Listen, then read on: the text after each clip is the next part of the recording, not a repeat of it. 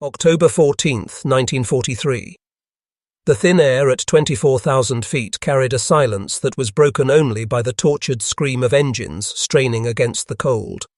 Heinz Knoke, gloved hands wrapped around the control stick of his Messerschmitt Bf 109, stared ahead through the armoured glass. What he saw was not a formation, it was a moving continent of steel. Hundreds of American bombers, silver giants glinting in the morning sun, filled the horizon from edge to edge. Their wings overlapped in perfect symmetry, a massive river of aluminum flowing toward the heart of Germany. In that instant, Knoke's heart sank with the weight of an unspoken truth. This war was already lost. His diary would later record the moment with words sharpened by despair. The sky is full of them. From horizon to horizon, nothing but bombers. We are insects attacking eagles. Every B-17 bristled with machine guns, each fortress designed to repel the very men sent to bring it down. The Luftwaffe had fought swarms before, but this was different. This was not a raid, it was industrial warfare made visible, a machine that no courage or skill could hope to stop. Behind him, nearly 300 German fighters assembled. Messerschmitts, Focke-Wulfs, even obsolete Ju-87 Stukas pressed into service for suicide missions against the bombers.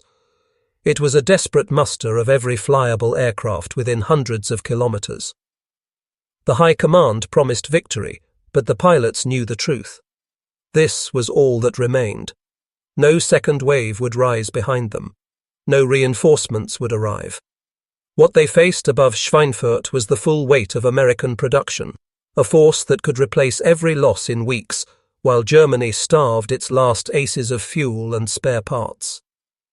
The intelligence reports had already painted a grim picture. The Americans were building 500 bombers every month, a pace unimaginable. Only 2 German factories battered by shortages and Allied bombs. For every fortress destroyed, another took its place. For every young Luftwaffe pilot shot down, the Americans sent 10 more crews, trained and ready. Knoke's trembling hands betrayed what he dared not speak aloud.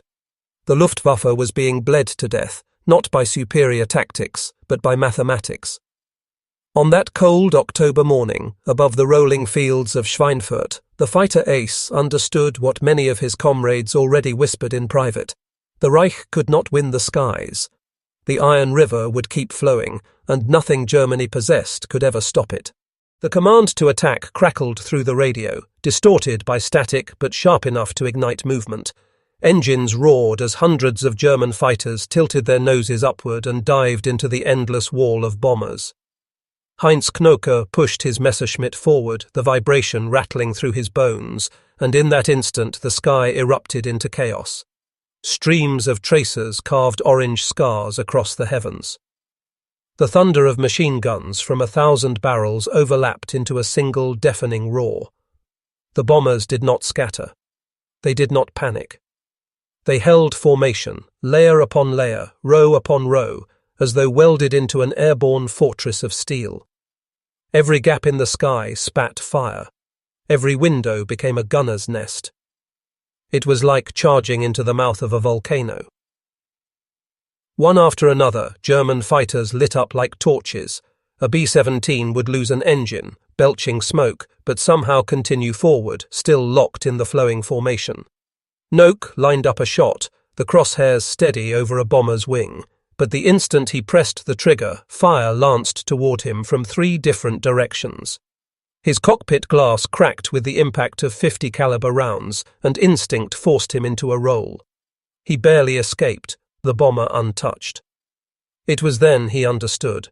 These were not just aircraft. They were moving fortresses, each one protected by a ring of guns, and together they created a cage of death no lone pilot could penetrate. The attack spiraled into madness. Pilots who once flew with discipline now rammed their machines directly at the bombers, desperate to break the formation. The Luftwaffe had trained them to strike with precision, but precision was useless against this kind of wall. What Knoke witnessed was not just a battle, but a slaughter. German youth, some barely out of training, hurled into a storm they could not survive. Flames and smoke marked the graves in the open sky. And then came the moment that froze Knoke's breath. He looked to his left and saw not dozens, not hundreds, but thousands of contrails stretching behind the bomber stream, an endless pattern that filled the heavens. The earth itself seemed to darken beneath their shadow. For the first time, a thought pierced his heart like ice. Perhaps this was not merely war, but extermination. The Americans were not fighting men in the sky. They were erasing an air force, systematically, mathematically, without pause or mercy. The Luftwaffe was no longer an opponent. It was prey. As the sky burned with falling wreckage, the ground below told its own story of devastation. The target was Schweinfurt, the beating heart of Germany's ball-bearing industry. Few outside the High Command understood its importance, but every machine of war, tanks, aircraft, trucks, even rifles, depended on the smooth turning of bearings. To cripple Schweinfurt was to strike at the Reich's very ability to move. That morning, the American formations thundered toward it with mechanical inevitability, their bomb bays heavy with destruction. The German fighters had bled themselves dry in the attempt to stop them, but the stream pressed forward like a spear aimed at the nation's chest. On the ground, civilians looked up in horror as the sky became a ceiling of silver wings. Children covered their ears against the rising howl of engines. Mothers clutched their infants, frozen between flight and paralysis. When the first bombs tumbled free, there was no sound, only the surreal sight of black specks falling gracefully from the heavens. Then came the roar. The earth convulsed, buildings shattered, and the once thriving factories of Schweinfurt erupted in fountains of flame and smoke. Entire neighborhoods vanished beneath waves of high explosives. The city that had fueled Germany's war machine was being unstitched brick by brick, heartbeat by heartbeat. Knoke, circling above with dwindling ammunition, saw the destruction unfold beneath him. The fires spread so quickly that they seemed alive, devouring homes, workshops, and streets in a single breath. He knew the ball-bearing plants were vital, but what seared itself into his memory was not the factories, it was the people. Tiny figures scattered in panic, running across streets that cracked open under the blasts. Horses bolted, wagons overturned, and the shrieks of terror rose even above the thunder of bombs. Knoke wrote later that the scene felt less like war than like judgment. The sky was no longer a battlefield, it was an executioner.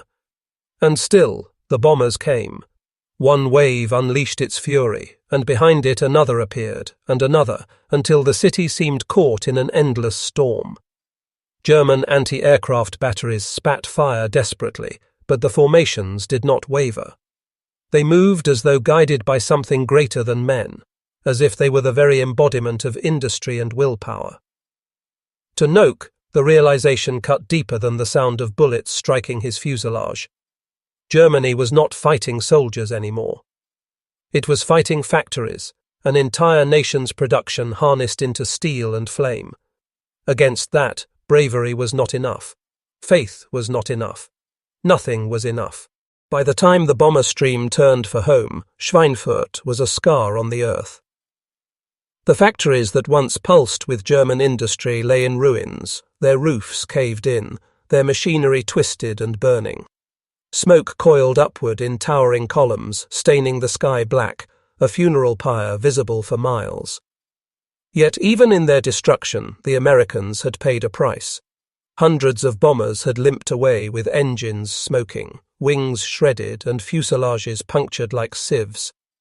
Some never made it back across the channel. Bodies of young Americans were scattered in fields and forests, their sacrifices feeding the relentless machine of attrition. But Knoke, watching their retreat, recognized something chilling. Even this carnage was not enough to break them. The Reich's propaganda would announce a glorious victory, claiming dozens of bombers destroyed and enemy morale shattered. But inside the cockpits of Germany's surviving aces, the truth was written in silence. They had thrown everything into the fight, every ounce of skill, every aircraft still capable of flight, and the bomber stream had not broken. It had endured as if carved from iron. For every fortress lost, there were 10 more waiting to take its place. The Americans could absorb losses that would cripple any other air force. Germany, by contrast, could not even replace its dead pilots. Every ace who fell represented 1,000 hours of irreplaceable training, gone forever in a flash of fire. In his diary, Knoke confessed the feeling that spread quietly among his comrades: despair. Not the despair of cowards, but of men who saw the mathematics of defeat etched into the sky. He wrote of a comrade, a 19-year-old pilot who had survived just 3 combat missions before vanishing in flames. His seat in the mess hall remained empty, and Knoke realized with horror that soon all the seats would be empty. The Luftwaffe was bleeding out, and the Reich's promises of miracle weapons and final victories rang hollow against the reality above Schweinfurt. As the Messerschmitts limped back to their bases, fuel nearly gone, Knoke stared once more at the endless contrails stretching west. They looked less like clouds and more like scars across the heavens, proof that the enemy's strength came not from heroism, but from something far more terrifying: inexhaustible supply. That day, Knoke understood that courage was not the deciding factor in this war. Industry was, and Germany's industry was crumbling, 1 bomb at a time. The return to base was no victory march. The airfields of the Reich, once buzzing with pride, now resembled hospitals for the dying. Aircraft staggered in, coughing smoke, skidding across runways with landing gear half shattered. Ground crews rushed forward, pulling limp bodies from cockpits, sometimes alive, often not. The smell of burned flesh clung to the air, mixing with fuel and scorched metal. For the young mechanics, barely older than the pilots themselves, it was a routine they knew too well. Patch what could be patched, bury what could not. Every day the cycle repeated. Every day the Luftwaffe grew weaker. Heinz Knoke, stepping down from his Messerschmitt, could barely unclench his hands. His gloves were soaked in sweat, his ears still ringing from the pounding of gunfire. Around him, comrades avoided each other's eyes. No one dared to speak aloud what they all knew, that this war in the air had shifted into something they could not win. The officers barked orders, insisting the Reich's spirit was unbreakable, but the silence in the pilots' quarters at night told the truth. Men lay on their bunks staring at the ceiling, wide-eyed, replaying the chaos of the skies. Some wept quietly, muffling their sobs into pillows. Others wrote letters to families they would never see again, sealing them with trembling hands. Knoke recorded one scene in particular that never left him. A fellow pilot, his plane shredded to ribbons, staggered out of the wreck and collapsed on the tarmac. Medics tried to save him, but his last words were not about honor or duty. They were about his mother. "Tell her I was brave," he whispered, before falling silent. For Knoke, this was the true face of the war, not the propaganda posters, not the speeches, but the dying breath of boys who should have been home living their lives. The Reich demanded everything, and in return gave only graves. While the Americans continued their march, reports filtered in of new bomber groups forming in England, entire squadrons arriving fresh from factories across the ocean. They came with the regularity of the tides, relentless, unyielding. Germany's skies were no longer hers. They belonged to the bombers, and every raid carved deeper into the heart of the nation. Knoke began to wonder, not if he would survive the war, but if there would even be a Germany left to survive for. The smoke rising from Schweinfurt was not just the death of factories, it was the death of hope. The Reich tried to hide the truth. Newspapers printed bold headlines declaring the defeat of the American air armada. Radio broadcasts spoke of countless bombers shot down, of German skies still under firm control. Civilians were told to celebrate, to believe their defenders had achieved the impossible. But behind the closed doors of Luftwaffe command, the reality was undeniable. Losses among pilots were catastrophic, fuel reserves were shrinking, and every raid tore away at Germany's industrial lifeline. The victory claimed in words was, in fact, a funeral masked in ink. For men like Heinz Knoke, this double life grew unbearable. By day, he was expected to don the uniform of a fearless fighter ace, to stand as a symbol of unshakable resolve. But by night, in the privacy of his diary, he confessed the weight of despair. He wrote of friends vanishing in flames, of the endless stream of bombers blotting out the sky, of the creeping certainty that bravery alone could not alter the outcome. These were words not meant for public ears, because to admit them aloud was treason. In the Reich, truth was a weapon wielded only by the state. Still, among the pilots, the whispers spread. They spoke in hushed tones of the scale of American production, of factories overseas that seemed immune to war, turning out machines faster than bullets could bring them down. They realized they were not simply fighting an enemy air force. They were fighting an entire nation's industry, a giant that could replace in weeks what Germany lost in months. And every day the gap widened as fuel shortages grounded more squadrons and mechanics scavenged parts from wrecks to keep a handful of planes flying. Knoke saw it with his own eyes. The once mighty Luftwaffe reduced to patchwork squadrons, their aircraft a mix of battered veterans and untested prototypes, their pilots either too young or too exhausted. The glory days of swift victories over Poland and France were long gone. Now the war in the air was an endless retreat, a battle fought not for triumph but for survival. And survival itself was slipping away. The Reich could boast of courage, could drown the truth in propaganda, but in the empty bunks of fallen comrades, in the hollow eyes of boys who knew they would not live to be men, the truth was carved deeper than any headline. Germany was running out of time. Winter crept across Europe, but the skies showed no mercy. The bombers came even through snow and ice, their contrails carving white scars against the grey heavens. For the German people below, the sound of engines became a daily terror, the promise of destruction carried on the wind. Children learned to distinguish the deep, rolling thunder of American fortresses from the sharper whine of German fighters. Mothers learned the cruel mathematics of survival, how many seconds they had from the sirens to the shelter, how many prayers could be whispered before the first explosion. Cities once filled with laughter now echoed with the sound of rubble collapsing, of shovels digging frantically for survivors beneath smouldering ruins. For Heinz Knoke and his fellow pilots, each mission became a sentence written in fire. The Americans were no longer just bombing factories, they were tearing apart the very soul of Germany, its homes, its streets, its memories.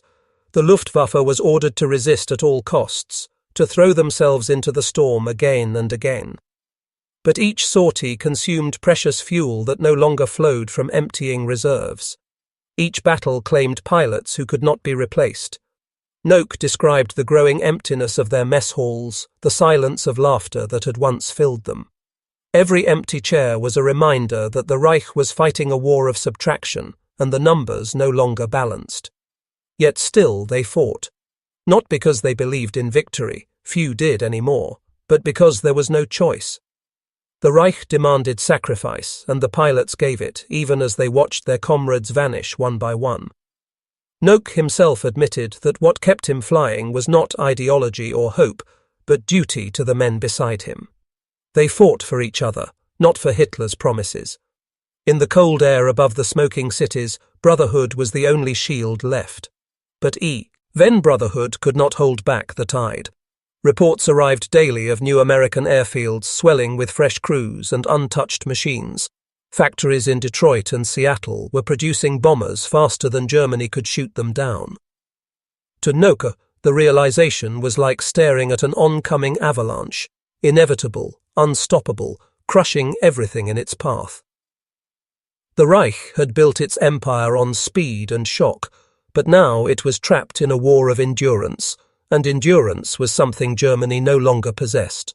By early 1944, the nightmare above Schweinfurt had spread across the entire Reich.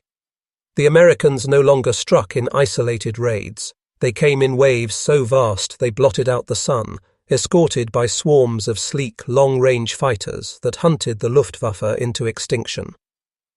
The arrival of the P-51 Mustang was a turning point that even the bravest German ace could not ignore. At last, the bombers had guardians, fast, agile, and deadly machines that could chase German fighters deep into their own skies. What had once been duels between equals now became massacres. Knoke watched his comrades cut down not only by bomber guns but by the Mustangs that swooped like hawks, their guns stitching death across cockpits and wings. The effect was devastating. The Luftwaffe could no longer choose when to fight. Every attempt to rise into the sky meant facing enemy escorts in overwhelming numbers. German airfields became death traps, strafed mercilessly by Mustangs that raked runways with fire. Pilots were killed before they even left the ground, their machines burning on the tarmac. Knoke described it as a hunting season, with us as the prey. The once proud guardians of the Reich had been reduced to targets in a shooting gallery. Civilians too began to sense the shift. Where once they believed the Luftwaffe could protect them, they now watched helplessly as the bombers rained destruction unchallenged. The myth of invincibility, so carefully crafted by propaganda, collapsed beneath the rubble of cities like Hamburg, Cologne, and Kassel. Families huddled in basements with the grim knowledge that no salvation was coming. The sky belonged to the enemy. And still, the Reich demanded sacrifice. New squadrons were raised, filled with boys scarcely old enough to shave. They were sent aloft in patched-together aircraft, their training rushed, their chances of survival measured in weeks, sometimes days. Knoke wrote bitterly of watching these teenagers climb into cockpits with wide eyes, unaware that they were stepping into coffins with wings. Their deaths bought Germany nothing. Each sacrifice was swallowed whole by the endless tide of American steel. For Knoke, the despair turned to something colder than fear. It was acceptance, the grim certainty that he was fighting not for victory, but for delay. Every mission, every loss, was a stalling action against the inevitable. The Reich had set its warriors against an enemy it could never match, and now the skies themselves had turned against them. Every evening, after returning from missions that felt more like funerals than battles, Heinz Knoke sat down with his diary. In the dim glow of a lantern, he poured onto paper what no officer would dare admit aloud. His words were not those of a propaganda hero. They were the words of a man who had stared into the abyss and recognized its shape. "The sky is no longer ours," he wrote. "We are but moths burning in the fire." These entries, hidden from censors, revealed the soul of a generation condemned to fight a war they knew could not be won. Knoke described the silence after a sortie when the pilots counted the missing. The empty chairs in the mess hall became more eloquent than speeches. Some nights the emptiness stretched across entire tables, boys who had laughed and joked the day before, now reduced to ash scattered over German soil. He admitted that the hardest part was not the fighting, but the waiting, the knowledge that tomorrow it would be someone else's turn, perhaps his own. Every cough of an engine, every creak of a wing became an omen. Death was everywhere, not dramatic, not glorious, just constant. He also confessed to feelings forbidden in the Reich. Admiration for the enemy. The Americans, with their endless machines and fearless crews, represented something alien to him, an opponent that could suffer enormous losses and still return, stronger than before. It was not their tactics that impressed him, but their sheer persistence. "They fight as if war is an inexhaustible resource," Knoke wrote. For a German pilot watching his world shrink, this persistence was terrifying. Yet despite his despair, Knoke kept flying. Duty chained him to the skies. He admitted that he no longer believed in Hitler's promises, no longer trusted in miracle weapons or last-minute salvation. What drove him back into the cockpit was loyalty, not to the Reich, but to the men who stood beside him, to the comrades who shared the same fragile fate. They fought for each other, not for victory. The diary became a confessional, a place where truth could breathe in a world suffocated by lies. And through its pages, Knoke revealed the most haunting reality of all. The war in the air was not about heroes or strategy anymore. It was about survival in the face of certainty. The certainty that the end was already written carried on the contrails that stretched endlessly across the German sky. Spring of 1944 brought no relief. Instead, it brought the thunder of engines greater than anything Heinz Knoke had ever witnessed. Operation Argument, what the Allies called Big Week, was not just a bombing campaign. It was an execution writ large across the skies of Germany.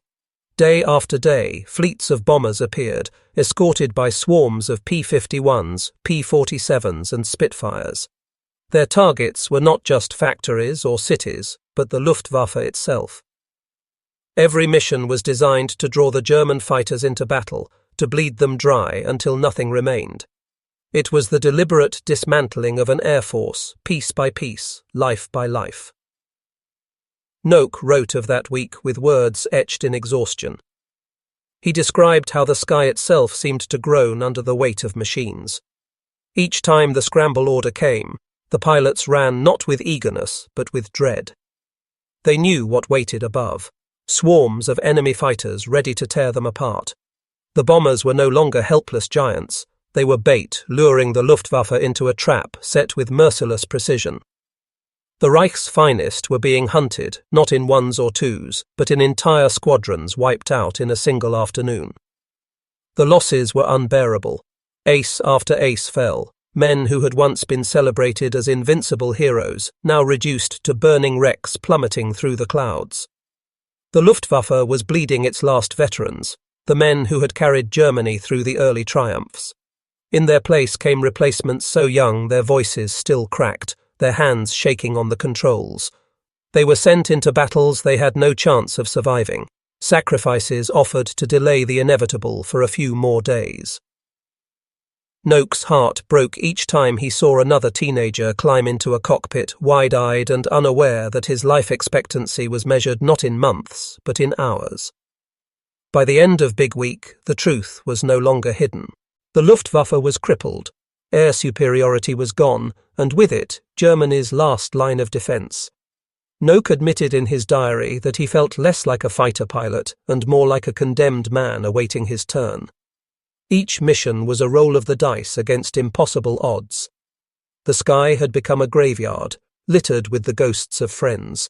And still, the bombers came. An endless tide of steel and fire, sweeping inexorably toward the heart of the Reich.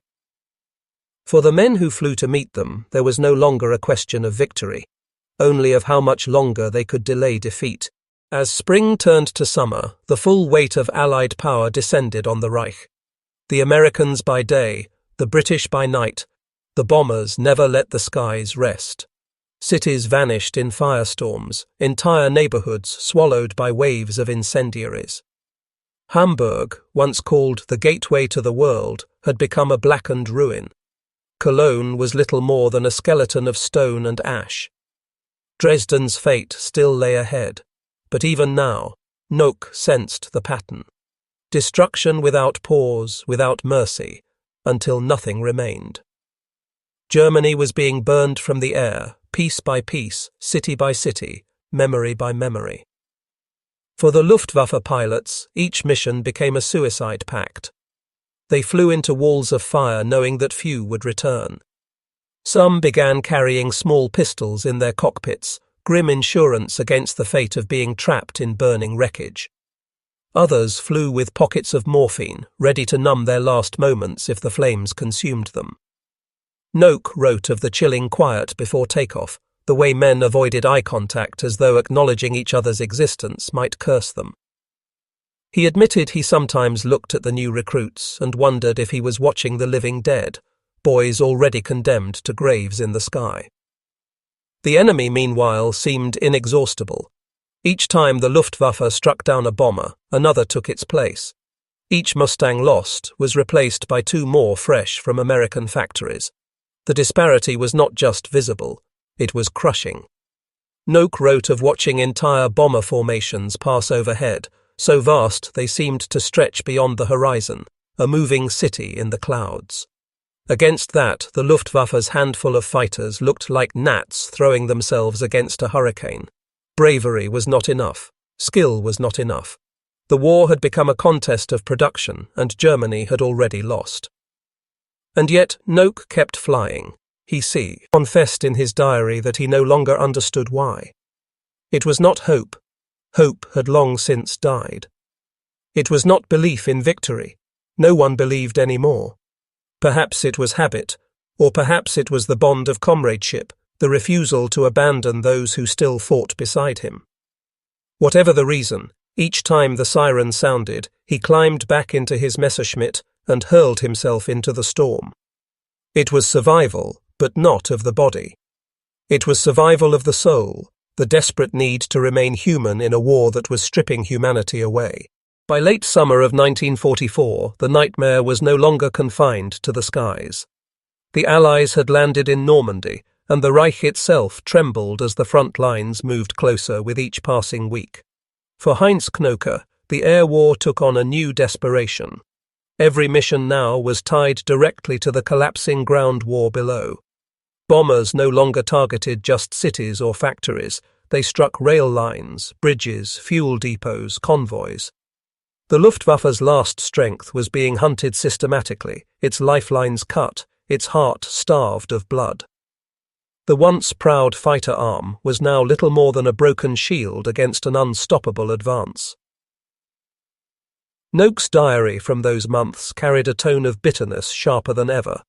He wrote of watching endless formations of bombers accompanied by fighters so numerous that the German squadrons could barely get close before being torn apart. He described missions where his own comrades disappeared in flashes of fire within minutes of takeoff, never even reaching the enemy.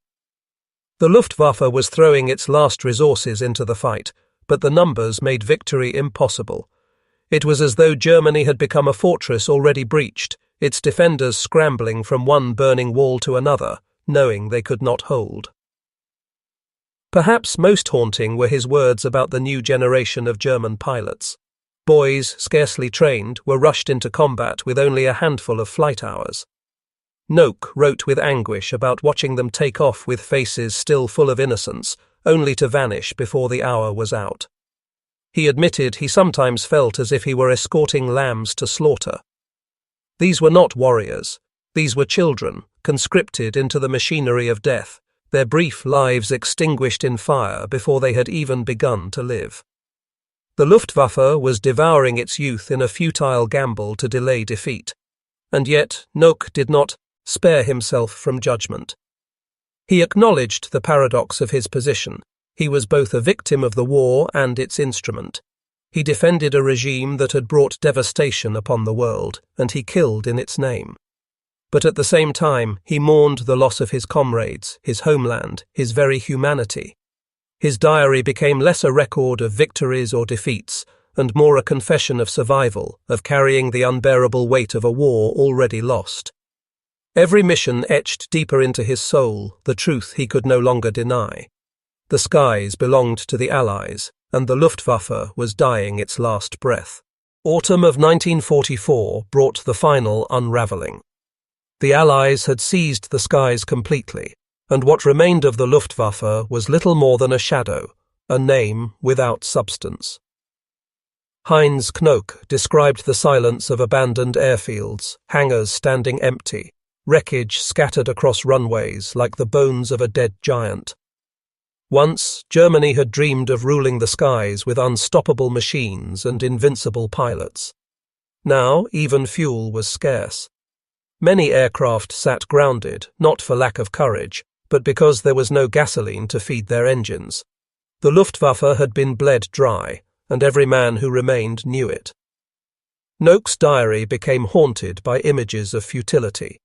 He spoke of taking off on missions with only a handful of planes, diving into formations of hundreds. It was not a battle anymore, it was a ritual of sacrifice. He recalled how every time he strapped himself into the cockpit, he wondered if this would be the flight that ended him, if his Messerschmitt would become just another smoking crater in a farmer's field. And yet he went. Not for Hitler, not even for Germany. He went because to stay behind felt like betrayal, because the bond of comradeship pulled him back into the storm, even as his heart screamed against it. The skies themselves bore witness to the imbalance. He described bombers so numerous they seemed to blot out the sun, escorted by fighters circling like vultures. To rise against them was madness, and yet he and the remnants of his squadron kept rising. They fought not to win but to exist, to prove they had not surrendered. Each kill, each desperate maneuver, each narrow escape was not a victory in the old sense, but a defiance against oblivion.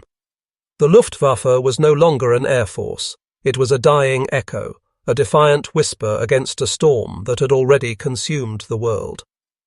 Perhaps most striking was Knoke's reflection on what remained of his own humanity. He confessed that he no longer celebrated kills. Each enemy shot down was only another reminder of the endless chain of death, another life extinguished in a war that had long since lost meaning.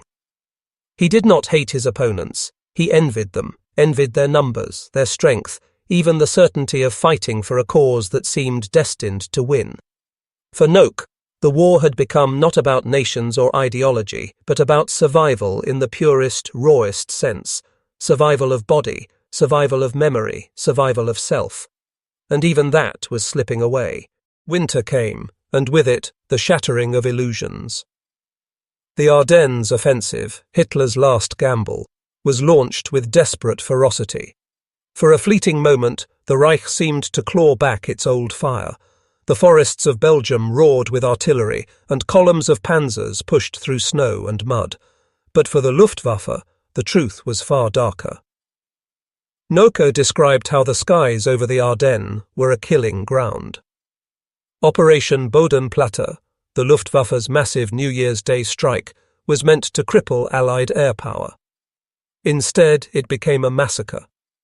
Scores of German fighters never returned, sacrificed in one last, futile gesture.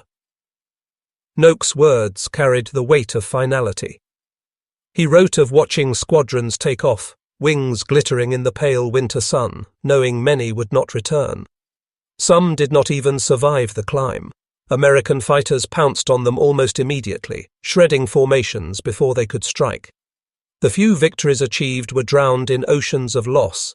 Airfields became graveyards, lined with the smouldering remains of aircraft that had been Germany's last hope. The Luftwaffe was broken beyond repair, its heart ripped out in a single winter morning. And yet, in the midst of this devastation, Knoke found himself strangely numb. He no longer raged, no longer mourned as before. Instead, he drifted through the days like a ghost in his own body. He admitted that when he strapped into his cockpit, it felt less like flying and more like stepping into a coffin. The Messerschmitt, once his weapon and shield, had become his tomb. The war was no longer about victories or defeats. It was only about how many days, how many hours, how many minutes could still be stolen from the inevitable end. What haunted him most was the silence that followed. The great roar of engines that had once filled the skies of Europe was fading into stillness. The Luftwaffe, AF, the very force that had once terrified nations, was dying not with a bang, but with a whimper. Knoke wrote that he could hear the emptiness, the absence of comrades who once laughed, argued, and flew beside him. The war was not just destroying Germany, it was erasing an entire brotherhood, an entire way of life. And deep within his words lay the unspoken truth. He was already mourning himself, even as he continued to fly. By early 1945, the collapse could no longer be hidden. The Reich was shrinking, its cities reduced to ashes, its armies retreating on every front. For Heinz Knoke, the air war had become an exercise in futility so profound it bordered on madness. He described taking off from airstrips so damaged that aircraft bounced and lurched into the sky like wounded birds. There was no longer proper maintenance, no steady fuel supply, no fresh reinforcements. Each flight was an improvisation, a desperate gamble with machines that were barely airworthy, flown by men who had long since ceased to believe in victory. The Allied bombers now struck with impunity. Rail lines were shattered, fuel depots destroyed, and entire towns erased in minutes. Knoke's diary spoke of the strange duality of watching these raids unfold, the horror of seeing civilians obliterated, and the numb acceptance that this was now normal. He wrote of standing among the ruins of villages where he had once spent his childhood, the familiar streets now nothing more than rubble. For him, the war had stopped being a contest of armies and become a slow-motion execution of a nation. Every raid was a reminder that the Germany he fought for no longer existed. What made it worse was the arrival of technology Germany could no longer match. Jet fighters like the Me-262 appeared too late, too few to matter. Rockets and wonder weapons promised salvation, but delivered little more than spectacle. Knoke saw them as symbols of delusion, proof that the Reich still dreamed while its people starved. He admitted in his writings that he no longer believed in any of it. The propaganda blared about final victory, yet he saw only ruins, death, and an air force reduced to scattering fragments. The truth was inescapable. Germany was fighting its last days. And in those final days, Knoke's reflections grew darker. He no longer described enemies as monsters nor victories as triumphs. Instead, he wrote of fatigue so deep it felt like drowning. His comrades were dead, his homeland unrecognizable, and his own survival carried no meaning. He confessed that he often wondered why he still flew, why he still risked his life for a war that was already lost. Perhaps, he suggested, it was because flying was all he had left. It was no longer about Germany or duty or even comradeship. It was simply about motion, wings against the sky, one last illusion of freedom before the end. The spring of 1945 arrived not with renewal, but with annihilation. The Allies were across the Rhine, the Red Army was closing from the east, and the Reich was collapsing like a burning house. For Heinz Knoke, the war was no longer fought in the air alone. The skies themselves seemed empty now, stripped of the duels that once defined his life. Most Luftwaffe airfields lay in ruins, their planes destroyed on the ground before they could even take off. The few missions that remained were desperate, almost suicidal attempts to slow the advance of armies that could not be stopped. Knoke described the surreal emptiness of those days. Gone was the thunderous ballet of vast air battles. Instead, he flew in isolation, often alone or with only one or two wingmen, against overwhelming enemy presence. The Allies patrolled with ease, their fighters circling like predators in skies they now owned completely. To rise against them was an act of defiance, not strategy. Each time Knoke flew, he knew he might not return, but by then, death felt like an inevitability, not a threat. The distinction between life and death blurred until it hardly mattered. On the ground, Knoke saw scenes that broke him more than any aerial battle ever could. He wrote of columns of refugees trudging through mud, families carrying what little remained of their lives in carts, fleeing from the oncoming Red Army. He described the haunted eyes of children who no longer cried, their innocence erased by fire and hunger. The war had come home in its most brutal form, and for Knoke it was unbearable to witness. He admitted that for the first time he envied those who had already fallen, because they had been spared the sight of Germany's final ruin. Yet even amid this devastation he kept flying. Perhaps it was stubbornness, perhaps it was the inability to let go of the only world he had ever known. The cockpit remained his last sanctuary, even as the world below disintegrated. His diary revealed a chilling paradox. He was fighting for a nation that no longer existed, for comrades who were already dead, and for a cause he no longer believed in. And yet he could not stop. To stop was to accept the end, and Knoke seemed determined to resist that final surrender, even as everything around him was already lost. By April 1945, Berlin itself was under siege. The Red Army was at the gates, artillery thunder echoed day and night, and the Reich that once sought to conquer the world was now reduced to rubble and desperation. For Heinz Knoke, the end was no longer a distant shadow, it was all around him. His diary from those days read less like the words of a fighter pilot, and more like the lament of a man trapped in a nightmare from which there was no waking. The Luftwaffe was finished. What remained were fragments, scattered aircraft, scattered men, scattered hopes, all collapsing together. He described how missions in those final weeks felt absurd. There were no longer strategies or objectives, only gestures of resistance against the inevitable.